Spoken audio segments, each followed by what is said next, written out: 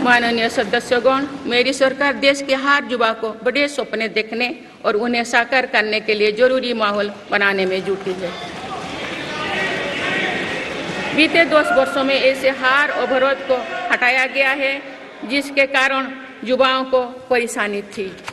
पहले अपने ही प्रमाण पत्रों को अटेस्ट करने के लिए युवाओं को भटकना पड़ता था। अब युवा सेल्फ अटेस्टेड करने का काम कर रहे हैं। केंद्र सरकार की ग्रुप सी, ग्रुप डी भर्तियों से इंटरव्यू को खत्म किया गया है। पहले जो विद्यार्थी सिर्फ भारतीय भाषा में पढ़ाई करते थे, उनके साथ अन्याय की जाती थी। मेरी सरकार ने नई राष्ट्रीय शिक्षा नीति लागू कर इस अन्याय को दूर करने के लिए कदम उठाए हैं। युवाओं को अब भारतीय भाषा में इंजीनियरिंग की पढ़ाई का विकल्प भी मिला है। विगत 10 वर्ष में देश में 7 नई IIT, 16 ट्रिपल IIT, 7 IIM, 15 नए एम्स, 315 मेडिकल कॉलेज और 390 विश्वविद्यालय स्थापित किया गया है। मेरी सरकार इन संस्थानों को और मजबूत बनाकर आवश्यकता के अनुसार इनकी संस्था को भी बढ़ाएंगे।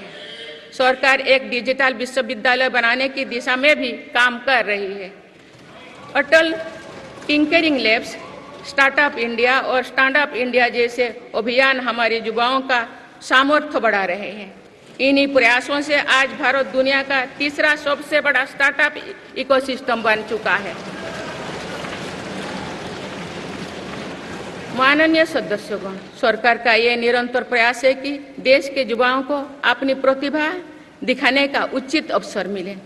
सरकारी भर्ती हो या फिर परीक्षाएं, सुनिए, परीक्षाएं किसी भी कारण से इनमें रुकावट आए, ये उचित नहीं है। इनमें शुचिता और पारदर्शिता बहुत जरूरी है। हाल ही में कुछ परीक्षाओं में हुई पेपर लीक की घटनाओं की निष्पक्ष जांच और दोषियों को कड़ी से कड़ी सजा दिलवाने के लिए मेरी सरकार प्रतिबद्ध है।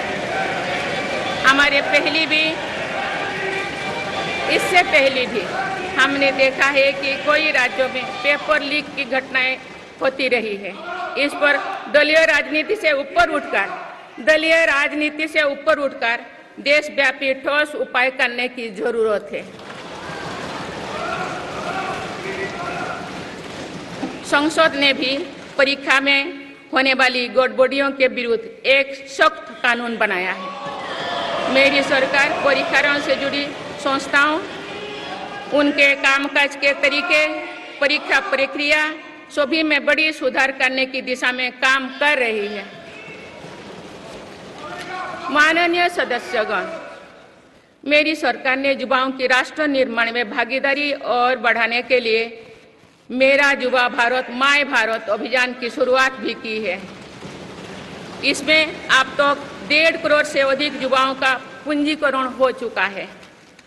इस पहल से युवा में नेतृत्व कौशल और सेवा भावना का बीजारोपण होगा।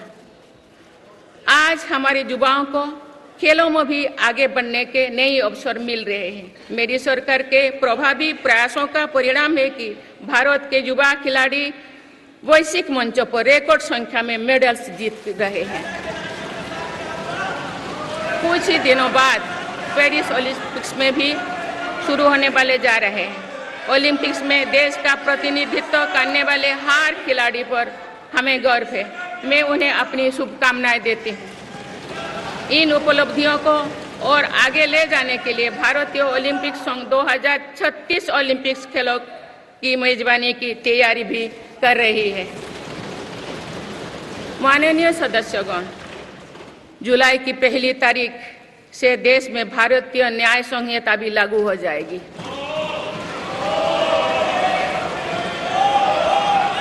अंग्रेजी राज में गुलामों को दौड़ देने की मानसिकता थी। दुर्भाग्य से आजादी के अनेक दशकों तक गुलामी के दौर की यही दंड व्यवस्था चलती रही। इसे बदलने की चर्चा अनेक दशकों से की जा रही थी, लेकिन ये साहस भी मेरी सरकार ने ही करके दिखाए हैं। आप दंड के जगह न्याय को प्राथमिकता होगी, जो हमारे संविधान की भी भावना है। इन नई कानूनों से न्याय प्रक्रिया में तेजी आएगी। आज जो विदेश अलग अलग क्षेत्रों में गुलामी की मानसिकता से मुक्त पा रहे हैं, तो ये उस दिशा में बहुत बड़ा कदम है और ये हमारे स्वतंत्रता सेनानियों की सच्ची श्रद्धांजलि भी है। मेरा सरकार ने सीएए कानून के तहत शरणार्थियों को नागरिकता देना शुरू कर दिया है। इससे बंटवारे से पीड़ित अनेक परिवारों के लिए सम्मान का जीवन जीना तय हुआ है। जिन परिवारों को सीएए के तहत नागरिकता मिली है, मैं उनके बेहतर भविष्य की कामना करती हूँ।